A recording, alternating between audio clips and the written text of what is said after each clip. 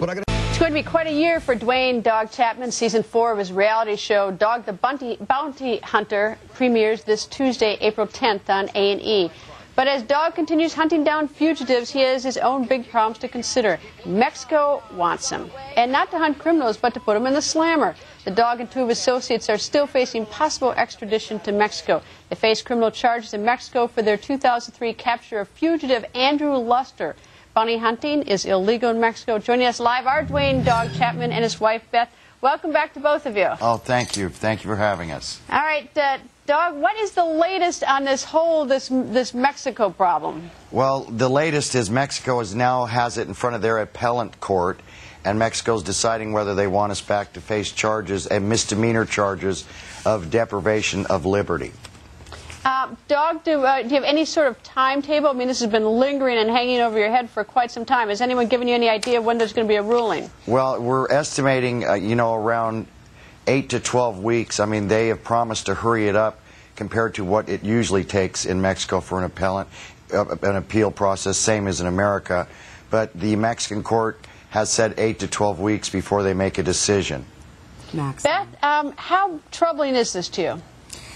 It's very troubling. I wake up with heart palpitations because it's just not fathomable that, our country would allow all of these children to be fatherless, that our tax dollars are going to fund an extradition hearing to send 3 American heroes back to Mexico. It's just not comprehensible. Dwayne, Dog, I guess we should also talk about, sort of what started this is Andrew Luster, who was charged with very serious crimes, a whole slew of them, ultimately convicted in California. During his trial, he took off. The Americans couldn't find him. They couldn't catch him to bring him back to trial. So you went and got him. Well, Andrew Luster was convicted of 87 counts of rape, 86 counts of rape. We had several leads. He could have been Thailand, Mexico, America, Spain. We had 4 different crews out. We happened to pick Mexico. We hired what we thought to be a Mexican police officer who went with us. We found Andrew Luster was taken to a jail, and the roadblock was set up. After we were arrested and Andrew Luster was verified who he was taken out of the country of Mexico within 1 day, so we never got a chance to face our accuser.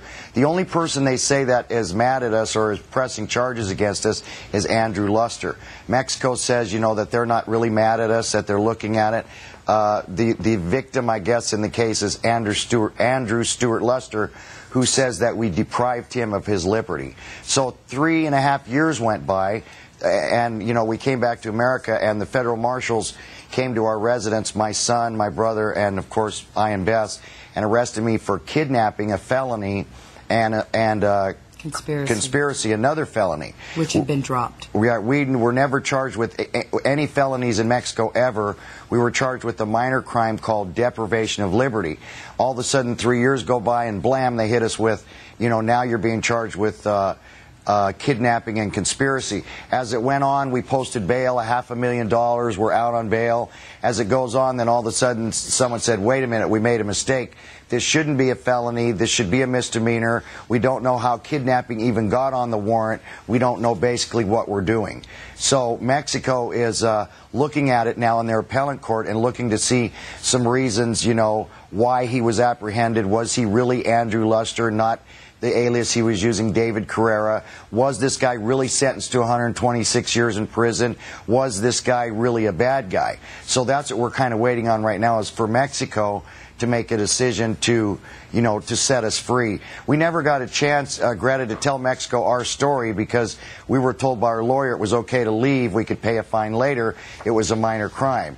And, of course, September of last year, that became not a reality. It became, all of a sudden, we were under arrest for 2 felonies that we still to this day have not been and cannot be charged with. Right.